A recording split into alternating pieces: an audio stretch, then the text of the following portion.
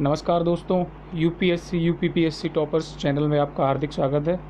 तो आइए, जो ज्योग्राफी की जो सीरीज़ शुरू हुई थी उसका ये अगला वीडियो है। इस वीडियो के अंतर्गत हम विश्व की प्रमुख जलधाराएं जो टॉपिक है उससे संबंधित फैक्ट्स को या तथ्यों को देखने की कोशिश करेंगे और समझने की कोशिश करेंगे, क्योंकि इस टॉपिक से भी हर साल या तो प्रीलिम्स में या मेंस में कम से कम 1 से 2 क्वेश्चन पूछे जाते हैं। तो आइए शुरुआत करते हैं। तो सबसे पहले जो जलधाराएं हैं वो अटलांटिक महासागर की जलधाराएं और उनकी अवस्थिति, मतलब वो कहाँ पर स्थित हैं या कहाँ पर चलती हैं, और प्रकृति मतलब गर्म हैं या ठंडी हैं। तो जो अटलांटिक महासागर की पहली जो धारा है वो है फ्लोरिडा की धारा या जलधारा। तो इसकी जो अवस्थिति है वो मैक्सिको की खाड़ी में चलती है, फ्लोरिडा की जो धारा है, और ये जो है गर्म धारा है। अगली धारा है अटलांटिक महासागर की, वो है गल्फ स्ट्रीम। गल्फ स्ट्रीम जो है वो फ्लोरिडा प्रायद्वीप के आसपास चलती है और ये भी गर्म जलधारा है।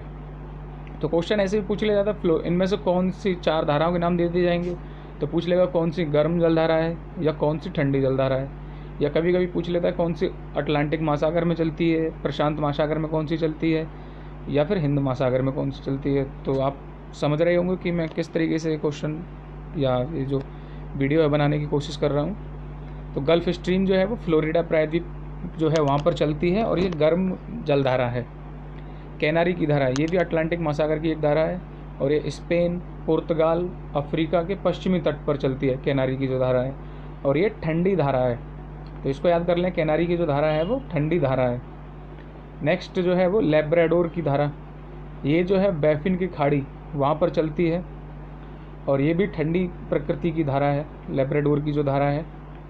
नेक्स्ट है नॉर्वे की धारा, ये जो धाराएं अभी चल रही हैं ये सब अटलांटिक महासागर की धाराएं हैं। नॉर्वे की धारा नॉर्वे में चलती है और ये गर्म जलधारा है, नॉर्वे की जो धारा है। नेक्स्ट है अगली इरमिंगर की जलधारा, तो ये आइसलैंड के पूर्वी किनारे पर चलती है और ये ठंडी प्रकृति की धारा है।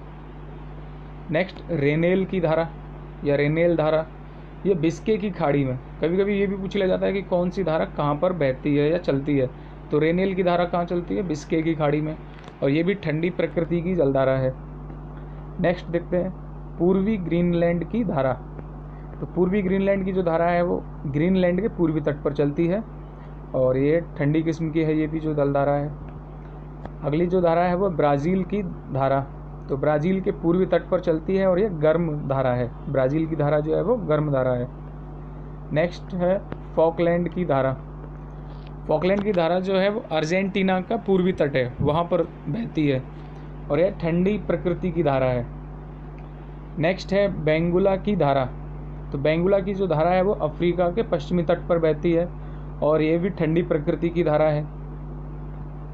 और अगली जो है अटलांटिक महासागर की धारा है पश्चिमी वायु प्रवाह। तो ये पूरे ग्लोब पर चलती है, ये तो उत्तरी गोलार्ध में भी चलती है और दक्षिणी गोलार्ध में भी चलती है पश्चिमी वायु प्रवाह जो है, और ये भी ठंडी प्रकृति की धारा है। धाराओं को लेकर के एक बात और बता दूं आपको कि जो 0 डिग्री या भूमध्य रेखा से ध्रुवों की ओर जो धाराओं का मुख होता है तो वो सामान्यतः या अधिकतर वो गर्म होती हैं, वो धाराएं जो होती हैं, और जिनका मुख ध्रुवों से भूमध्य रेखा की तरफ होता है या ध्रुवों से चलती हैं और भूमध्य रेखा की तरफ आती हैं, और उन धाराओं की जो प्रकृति है वो ठंडी होती है। तो आप ये फैक्ट याद कर लें, यह तथ्य है एक तरीके का ये। आइए अगली देखते हैं प्रशांत महासागर की जलधाराएं। क्यूरोशिबो धारा, ये जो है जापान तट पर चलती है और ये गर्म प्रकृति की धारा है, क्यूरोशिबो की जो धारा है। सुशीमा की धारा, ये जो है जापान सागर में चलती है। क्यूरोशिबो जापान तट है और सुशीमा जो है जापान सागर है, लेकिन दोनों में समानता है कि दोनों ही गर्म धाराएं हैं और जापान के आसपास ही हैं। नेक्स्ट है ओयाशिओ की धारा। ओयाशिओ की धारा जो है कैसी है, ठंडी जल धारा है और ये कहाँ पर चलती है, बेरिंग जल संधि के पास चलती है, ओयोशिओ की धारा। नेक्स्ट अलास्का की धारा, ये अलास्का के पश्चिमी तट पर चलती है और ये गर्म प्रकृति की जो धारा है। अगली धारा है कैलिफोर्निया की धारा, ये कैलिफोर्निया की खाड़ी में चलती है और ये ठंडी प्रकृति की धारा है। अगली धारा है पेरू धारा। तो पेरू की जो धारा है वो पेरू तट दक्षिण अमेरिका में पेरू है, तो वहाँ पर चलती है और ये ठंडी प्रकृति की धारा है। अगली जो धारा है वो पूर्वी ऑस्ट्रेलिया धारा, तो ये धारा जो है ऑस्ट्रेलिया के पूर्वी तट पर चलती है और यह गर्म प्रकृति की धारा है। और अगली जो धारा है वो एल नीनो है, ये पेरू के तट पर चलती है और ये भी गर्म प्रकृति की धारा है।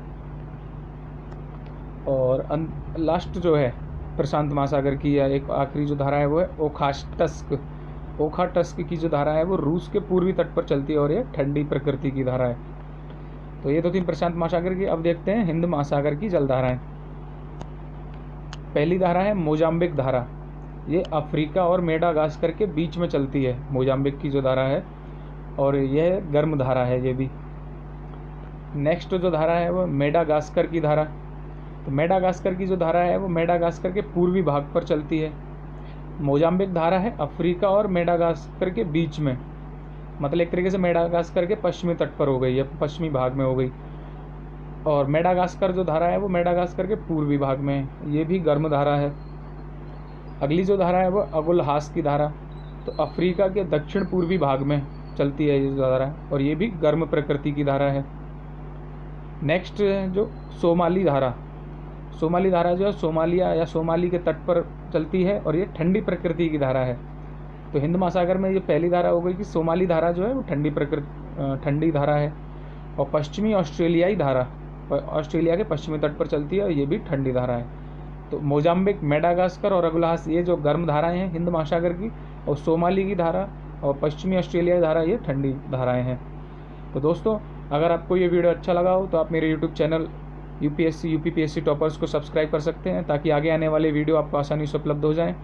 और आप एक बात को लेकर के बिल्कुल निश्चिंत तो हो सकते हैं कि अगर आपने मेरा यूट्यूब चैनल सब्सक्राइब कर लिया तो आपके जो यूपीपीसीएस प्रीलिम्स और मेंस जनरल स्टडीज़ का जो पोर्शन है वो यूपीएससी यूपीपीएससी टॉपर्स के माध्यम से ही काफ़ी कुछ कवर हो जाएगा आपका।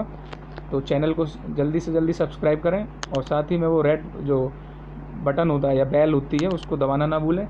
उससे ये होगा कि बेल दबाने से कि जो वीडियो जब भी मैं डालूंगा तो आपके पास मैसेज आ जाएगा, तो आप तुरंत ही वीडियो को देख सकते हैं। धन्यवाद।